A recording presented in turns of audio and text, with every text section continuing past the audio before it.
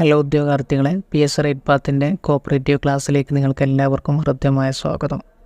നമ്മളിത് നോക്കുന്നത് cooperative banking മേഖലയിലെ സിലബസിലെ വളരെ പ്രധാനപ്പെട്ട ഒരു ഏരിയ ആയിട്ടുള്ള എക്കോണമിക് സിസ്റ്റം കോപ്പറേഷൻ എന്ന് പറയുന്ന ഭാഗമാണ് നമ്മളിത് ചർച്ച ചെയ്യുന്നത്. കമ്മ്യൂണിസം, സോഷ്യലിസം, ക്യാപിറ്റലിസം തുടങ്ങിയ സിസ്റ്റങ്ങളെക്കുറിച്ചും അതല്ല അവ തമ്മിൽ ക്യാപിറ്റലിസവും കോപ്പറേഷൻ തമ്മിലുള്ള ബന്ധത്തെക്കുറിച്ചും സോഷ്യലിസവും കമ്മ്യൂണിസവും തമ്മിലുള്ള ബന്ധത്തെക്കുറിച്ചും അതല്ലെങ്കിൽ ജോയിൻറ്റ് സ്റ്റോക്ക് കമ്പനി കോപ്പറേഷൻ തമ്മിലുള്ള ബന്ധം, പാർട്ട്ണർഷിപ്പ് കോപ്പറേഷൻ തമ്മിലുള്ള ബന്ധം, ഇങ്ങനെ ഓരോ സിസ്റ്റങ്ങൾ പരസ്പരം ബന്ധപ്പെട്ട് കിടക്കുന്നതിനെയൊക്കെ PSC പലപ്പോഴും ചോദിക്കാറുണ്ട്. ഒരു എക്സാമിൻ്റെ ബേസ് ചെയ്ത് നോക്കി വെറും ചോദ്യവും ഉത്തരവും മാത്രം പഠിച്ചു പോകുന്ന ഒരു രീതി മാറ്റിവെച്ച് അതെന്താണെന്ന് മനസ്സിലാക്കി ബ്രീഫായിട്ടുള്ളൊരു ക്ലാസ്സാണ് നിങ്ങൾക്ക് വേണ്ടി ഞാനിവിടെ തയ്യാറാക്കുന്നത്. അങ്ങനെയാകുമ്പോൾ അത് നിങ്ങൾക്ക് എക്സാമിൻ്റെ അടുക്കുന്ന സമയത്ത് പോലും നിങ്ങളുടെ മനസ്സിൽ അതുണ്ടായിരിക്കുമെന്നുള്ളൊരു വിശ്വാസം എനിക്കുണ്ട്. നമുക്ക് ക്ലാസ്സിലോട്ട് പോകാം. എക്കോണമി എന്ന് പറഞ്ഞാൽ എന്താണ്? അമേരിക്കൻ എക്കോണമി, ഇന്ത്യൻ എക്കോണമി, മറ്റു ധാരാളം എക്കോണമികളെക്കുറിച്ചൊക്കെ നമ്മൾ കേട്ട് കാണും. ഒരു എക്കോണമി എന്ന് പറഞ്ഞാൽ എന്താണെന്ന് നിങ്ങളിൽ എത്ര പേർക്ക് അറിയാൻ കഴിയും? എക്കോണമി എന്ന് പറഞ്ഞാൽ ഒരു പ്രദേശത്തെ ജനങ്ങൾ അവരുടെ താല്പര്യങ്ങളും ആഗ്രഹങ്ങളും നിറവേറ്റാൻ വേണ്ടി സംഘടിക്കുന്ന ഒരു സിസ്റ്റത്തെയാണ് എക്കോണമി എന്ന് പറയുന്നത്. ഒരു നാട്ടിലെ ആളുകൾ അവരുടെ താല്പര്യങ്ങളും ആഗ്രഹങ്ങളും നിറവേറ്റാൻ വേണ്ടി സംഘടിക്കുന്ന ഒരു പ്രക്രിയയെ നമുക്കെന്ത് പറയാം? എക്കോണമി എന്ന് പറയാം. People organised themself satisfy their several wants, അതാണ് എക്കോണമി എന്ന് പറയുന്നത്. ജനങ്ങളുടെ ആഗ്രഹങ്ങളെന്ന് പറയുന്നത് ഒരു പരിധിയുമില്ലാത്തതാണ്. അതെല്ലാം നേടിയെടുക്കാൻ വേണ്ട റിസോഴ്സുകൾ വളരെ കുറച്ചുമാണ്. ഇന്ന് ലോകത്ത് ഈ ജനങ്ങളുടെ എല്ലാം ആഗ്രഹങ്ങൾ നിറവേറ്റാൻ വേണ്ട റിസോഴ്സുകൾ ലഭ്യമല്ല എന്നുള്ളതാണ് പ്രധാനപ്പെട്ട വസ്തുത. Wants R unlimited but resource R scarce അല്ലെങ്കിൽ ലിമിറ്റ്. ഇതൊക്കെ നമ്മൾ +2 തലത്തിലും ഡിഗ്രി തലത്തിലും കേട്ട് പഠിച്ച് തഴമ്പിച്ച ഒരു വസ്തുതയാണ്, ഒരു വലിയൊരു പ്രശ്നവുമാണ്. അപ്പോൾ ഈ കാണുന്ന വിഭവങ്ങളെ ഏറ്റവും നല്ല രീതിയിൽ യൂട്ടിലൈസ് ചെയ്യുന്ന പല സിസ്റ്റങ്ങളെക്കുറിച്ചാണ് നമ്മുടെ ക്ലാസ്സിൽ പഠിക്കാൻ വേണ്ടി പോകുന്നത്. ആ ഓരോ സിസ്റ്റത്തിലെയും പ്രധാനപ്പെട്ട കാര്യങ്ങളാണ് പ്രൊഡക്ഷൻ, ഡിസ്ട്രിബ്യൂഷൻ തുടങ്ങിയ കാര്യങ്ങൾ. അപ്പോൾ അതിലെ പ്രൊഡക്ഷനെ കുറിച്ച് നമുക്കൊന്ന് തുടങ്ങാം.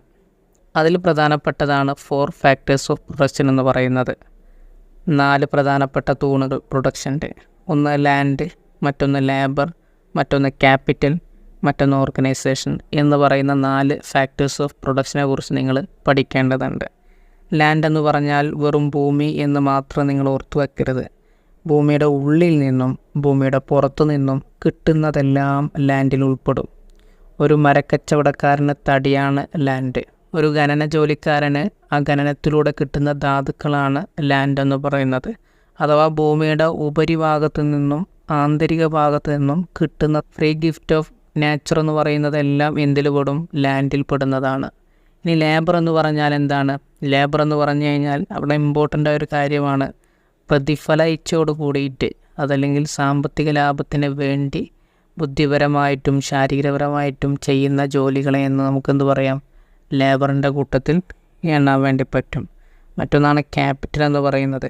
ക്യാപിറ്റൽ എന്ന് പറഞ്ഞാൽ എന്താണ്? Capital is the man-made means of production.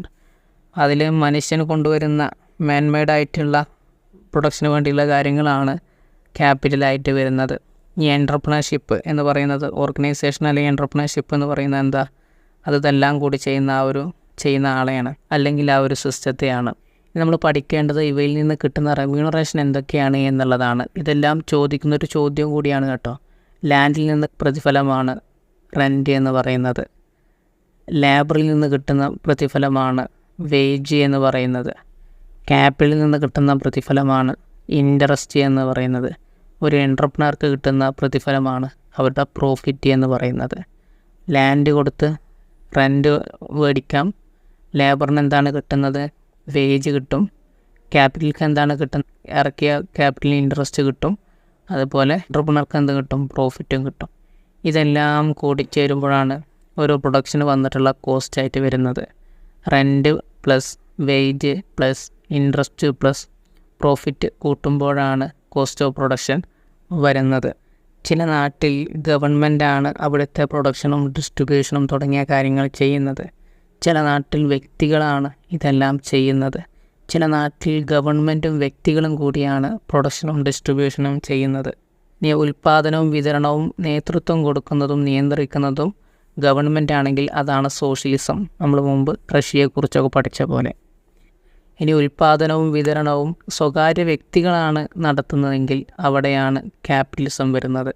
ഉൽപ്പാദനവും വിതരണവും ഇവർ രണ്ടുപേരും ഗവൺമെൻറ്റും സ്വകാര്യ വ്യക്തികളും കൂടി ചേരുമ്പോഴാണ് അത് മിക്സഡ് എക്കോണമി ഇന്ത്യയിലെ സിസ്റ്റത്തെ പോലെ ആകുന്നത്. ഇനി നമ്മൾ പ്രൊഡക്ഷൻ ചെയ്യുന്ന ഒരു പ്രക്രിയയെക്കുറിച്ച് നോക്കുന്ന സമയത്ത് നമുക്ക് ലിമിറ്റഡ് ആയിട്ടുള്ള റിസോഴ്സിന് ഏറ്റവും നല്ല പ്രൊഡക്ഷന് വേണ്ടിയിട്ടാണ് ഉപയോഗപ്പെടുത്തേണ്ടത്. ഒരു നാട്ടിൽ ധാരാളം ആവശ്യങ്ങളുണ്ടാകും. യുദ്ധങ്ങൾക്ക് വേണ്ടി ഉപയോഗപ്പെടുത്താം, ഭക്ഷണ സാധനങ്ങൾക്ക് വേണ്ടി ഉപയോഗപ്പെടുത്താം, മറ്റു അനവധി കാര്യങ്ങൾക്ക് വേണ്ടി ഉപയോഗപ്പെടുത്താൻ പറ്റും. നമ്മൾ എന്തിനു ഉപയോഗപ്പെടുത്തണം? ഏറ്റവും നല്ല കാര്യത്തിന് ഉപയോഗപ്പെടുത്തണം.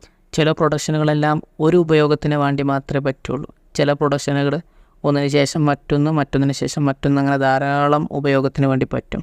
അപ്പോൾ ഏറ്റവും നല്ല കാര്യത്തിന് ജനങ്ങളുടെ പ്രാഥമിക കാര്യങ്ങൾ ഇമ്പോർട്ടൻ്റ് കൊടുത്തിട്ടാണ് പലപ്പോഴും പ്രൊഡക്ഷൻ നടക്കുന്നത്. അതിന് വേണ്ടിയിട്ടാണ് ഓരോ എക്കണോമിക് സിസ്റ്റങ്ങളും മുൻകൈയെടുക്കുന്നതും. അപ്പോൾ നമ്മൾ ആ ഓരോ സിസ്റ്റത്തെക്കുറിച്ചാണ് ഇനി വരും ക്ലാസ്സുകൾ പഠിക്കുന്നത്. നമുക്ക് മുന്നിൽ 3 എക്കണോമിക് സിസ്റ്റങ്ങളാണ് പ്രധാനമായും രൂപപ്പെട്ടു വരുന്നത്: ക്യാപിറ്റലിസം, സോഷ്യലിസം, മിക്സഡ് എക്കണോമി. ഈ 3 എക്കണോമിക് സിസ്റ്റങ്ങളും ബേസിക് ആയിട്ടുള്ള കുറച്ച് പ്രശ്നങ്ങൾ അഭിമുഖീകരിക്കുന്നുണ്ട്. അതിനെ ബേസിക് എക്കണോമിക് പ്രോബ്ലംസ് എന്ന് പറയും. 3 എണ്ണമാണ് അവ ഉള്ളത്: what to produce, how to produce, for whom to produce. എന്തുൽപ്പാദിപ്പിക്കണം, എങ്ങനെ ഉൽപ്പാദിപ്പിക്കണം, ആർക്ക് വേണ്ടി ഉൽപ്പാദിപ്പിക്കണം എന്ന 3 പ്രശ്നങ്ങളാണ് ഓരോ എക്കണോമിക് സിസ്റ്റങ്ങളും അഭിമുഖീകരിക്കുന്നത്. അവരതിന് വ്യത്യസ്തമായ രീതിയിലാണ് അത് പരിഹരിക്കുന്നത്. ക്യാപിറ്റൽ എക്കണോമിയിൽ വ്യക്തികൾക്ക് പ്രാധാന്യം കൊടുത്തിട്ടാണ് ഓരോ പ്രശ്നങ്ങളും പരിഹരിക്കുന്നത്. അവർ പ്രൈസ് മെക്കാനിസത്തിൻ്റെ അടിസ്ഥാനത്തിൽ തീരുമാനമെടുക്കും. സോഷ്യലിസത്തിലാവട്ടെ എന്തുൽപ്പാദിപ്പിക്കണമെന്ന എല്ലാ കാര്യങ്ങളും തീരുമാനിക്കുന്നത് സ്റ്റേറ്റ് തന്നെയാണ്. ഗവൺമെൻറ് ജനങ്ങളുടെ ആവശ്യം മനസ്സിലാക്കിയിട്ടാണ് ഓരോ തീരുമാനം ഉൾക്കൊള്ളുന്നത്. മിക്സഡ് എക്കോണമി നമുക്കറിയാം, 2 പേർക്കും വ്യത്യസ്തമായിട്ടുള്ള പവറും കാര്യങ്ങളൊക്കെ ഉണ്ടാവും. വ്യത്യസ്ത മേഖലയിൽ ചില കാര്യങ്ങളിൽ ആര് തീരുമാനിക്കും? ഗവൺമെൻറ്റാണ് തീരുമാനം കൈക്കൊള്ളുക. ചില മേഖലയിൽ വ്യക്തികൾക്ക് കൈകാര്യം ചെയ്യാനുള്ള അവകാശം ഉണ്ടാവും. അപ്പോൾ അതാണ് മിക്സഡ് എക്കോണമി എന്ന് പറയുന്നത്. ക്യാപിറ്റലിസത്തിൽ കുറച്ച് തൊഴിലാളികൾക്കും കൂടുതൽ മെഷീനറീസുമാണ് കൈകാര്യം ചെയ്യേണ്ടി വരുന്നത്. അവിടെ ക്യാപിറ്റൽ ഇൻറ്റൻസീവ് എന്ന് പറയുന്ന ഒരു സാധനമാണ് ഉപയോഗിക്കുന്നത്. എന്താണ് ക്യാപിറ്റൽ ഇൻറ്റൻസീവ് എന്ന് ചോദിച്ചാൽ, if we use more capital and less labour for production of commodity. ഒരു സാധനം ഒരു കമ്മോഡിറ്റി പ്രൊഡക്ഷൻ ചെയ്യാൻ വേണ്ടി കുറച്ച് ലേബറിനെയും കൂടുതൽ ക്യാപിറ്റലിനെയും ഉപയോഗിക്കുകയാണെങ്കിൽ അതാണ് ക്യാപിറ്റൽ ഇൻറ്റൻസീവ് എന്ന് പറയും. എന്നാൽ സോഷ്യലിസത്തിൽ ലേബർ ഇൻറ്റൻസീവ് മെത്തഡിലൂടെയാണ് കൈകാര്യം ചെയ്യുന്നത്. എന്താണ് ലേബർ ഇൻറ്റൻസീവ് എന്ന് പറയുന്നത്? If we use more labour and less capital for production of commodity. ഒരു സാധനം പ്രൊഡ്യൂസ് ചെയ്യാൻ കുറച്ച് മെഷീനറീസും അല്ലെങ്കിൽ കുറച്ച് ക്യാപിറ്റലും കൂടുതൽ ലേബറിനെയും ഉപയോഗപ്പെടുത്തുമ്പോൾ അതാണ് ലേബർ ഇൻറ്റൻസീവ് എന്ന് പറയുന്നത്. ഇത് രണ്ടും ഓപ്പോസിറ്റാണ്. 2 രീതിയിലാണ് അവർ ഈ പ്രശ്നത്തെ പരിഹരിക്കുന്നത്. മുകളിൽ കൊടുത്ത 2 അവസ്ഥയും ഏതിൽ വരുന്നുണ്ട്? മിക്സഡ് എക്കോണമിയിൽ വരുന്നുണ്ട്. കാരണം അവ രണ്ടിൻ്റെയും മിശ്രിതമായിട്ടുള്ള രൂപമാണ് മിക്സഡ് എക്കോണമി എന്ന് പറയുന്നത്. അതുകൊണ്ട് തന്നെ രണ്ടിൻ്റെയും 2 അവസ്ഥയും ഏതിൽ വരും? മിക്സഡ് എക്കോണമിയിൽ വരും. ഇനി നമ്മൾ പഠിക്കുന്നത് കോർപ്പറേഷൻ എന്താണെന്ന് നമുക്കറിയാം.